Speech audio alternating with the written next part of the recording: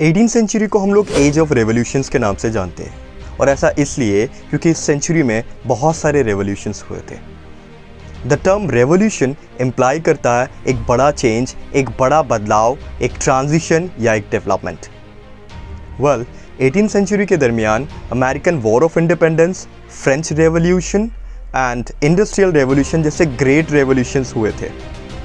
इन revolutions ने ना सिर्फ पूरी दुनिया में पॉलिटिकल मैटर्स में बदलाव लाया बल्कि साथ ही साथ सोशल एंड इकोनॉमिक मैटर्स भी बहुत ज़्यादा प्रभावित हुए थे।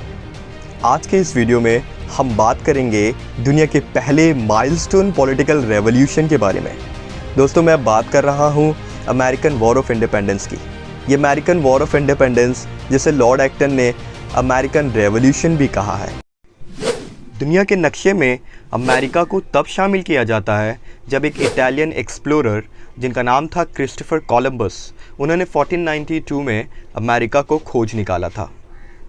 इसके बाद जब यहाँ अमेरिगो वेस्पुची नाम के एक दूसरे इटालियन एक्सप्लोरर पहुँचे तो उन्होंने जिन नेटिव लोगों को यहाँ देखा उन्हें रेड इंडियंस का नाम दिया। और मैं आपको बता दूँ, अमेरिगो वेस्पुची के नाम पर ही अमेरिका का नाम भी रखा गया।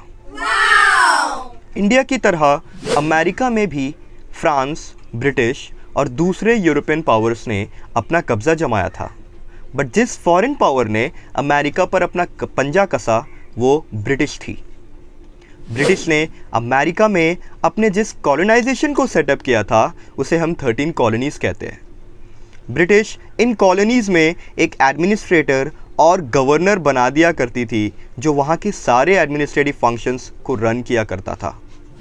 बट 2 जनरेशन्स या एक सेंचुरी गुजरने के बाद इन कॉलोनीज़ के लोग ये लोग अमेरिका को अपना मदरलैंड मानने लगे और यहाँ अब इन्हें ब्रिटिश गवर्नमेंट की इंटरफेरेंस पसंद नहीं आ रही थी। ईयर 1775 में ये कॉलोनीज़ अब खुद को सेल्फ इंडिपेंडेंट डिक्लेयर कर देती है और इस तरह 19 अप्रैल 1775 में अमेरिकन वॉर ऑफ इंडिपेंडेंस शुरू हो जाती है। आइए अब बात करते हैं इसके कॉजेज़ के बारे में। यहाँ कोई एक कॉज रिस्पॉन्सिबल नहीं है बल्कि सारे जो फैक्टर्स हैं वो बिल्कुल कनेक्टेड है। सबसे पहले फैक्टर के बारे में बात करेंगे दोस्तों, ये है 7 ईयर्स वॉर जो कि 1756 से लेकर 1763 के बीच में हुई थी। ये 7 ईयर्स वॉर जो कि नॉर्थ अमेरिका में हुई थी बिटवीन फ्रांस एंड ब्रिटिश। 1763 में ये जंग ख़त्म होने के बाद इकोनॉमिकली इंग्लैंड का काफ़ी नुकसान होता है और इसकी भरपाई के लिए इन्होंने अमेरिका में ज़्यादा टैक्सेस इम्पोज करना शुरू कर दिया। अब जिसका एग्जाम्पल आप शुगर एक्ट जो कि 1764 में इन्होंने इम्पोज किया था एंड देन स्टैम्प एक्ट जो कि 1765 में हुआ था, इससे समझ में आती है ये बात। शुगर एक्ट का एक इम्पैक्ट देखा गया था कि वहाँ पर वाइन्स के बहुत ज़्यादा प्राइस जो है बढ़ चुके थे। स्टैम्प एक्ट में ये अनिवार्य कर दिया गया था कि सारे डॉक्यूमेंट्स में और सारी की सारी चीज़ों में एक स्टैम्प होगा ब्रिटिश का। तो ये कुछ ऐसी चीज़ें थी जिसके खिलाफ अमेरिकन्स वो प्रोटेस्ट कर रहे थे। इसके अलावा ब्रिटिश ने स्ट्रिक्ट लॉज को इम्पोज करना शुरू किया, जैसे नेविगेशन एक्ट। इस नेविगेशन एक्ट के मुताबिक ब्रिटिश को रेस्ट्रिक्ट करना था colonial trade and foreign imported goods के डिपेंडेंस को डिक्रीज भी करना था। Next to this, taxation without representation, ये भी अमेरिकन के रेजेंटमेंट का कारण बनी। ब्रिटिश ने टी पर भी टैक्स लगा दी। टी पर टैक्स लगाने का मतलब ये होता है दोस्तों, 1773 में बोस्टन टी पार्टी इंसिडेंट हुआ था। इस इंसिडेंट में कुछ अमेरिकन्स बोस्टन पोर्ट में एक शिप थी जिसमें चाय के बहुत सारे कैरेट्स रखे हुए थे और ये कहा जाता है कि 342 चेस्ट ऑफ टी उन्होंने उतार कर समंदर में फेंक दिया, जिसे हिस्ट्री में बोस्टन टी पार्टी इंसिडेंट के नाम से जाना जाता है। और ये कहा जाता है कि ये एक लार्जली रिस्पॉन्सिबल फैक्टर था to spark the resentment feelings among the Americans.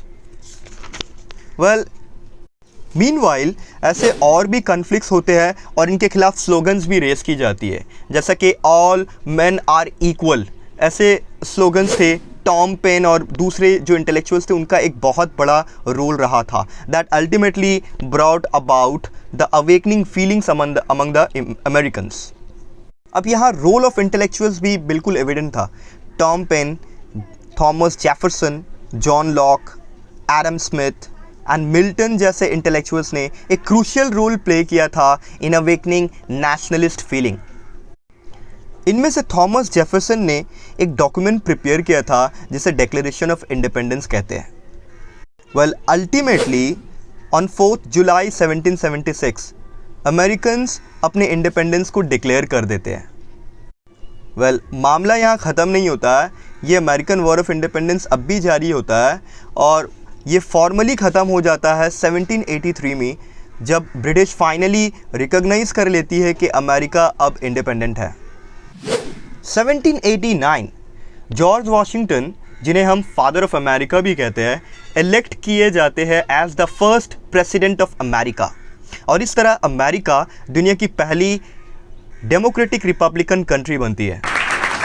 Let me tell you, आज डेमोक्रेसी, लिबर्टी और जैसे बहुत जो ब्राउड सेंस है, जो लिबरल सेंस होता है, वो कहीं ना कहीं इसी अमेरिकन वॉर ऑफ इंडिपेंडेंस से ही निकल कर आई है, right?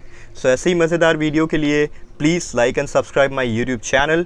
Thank you so much.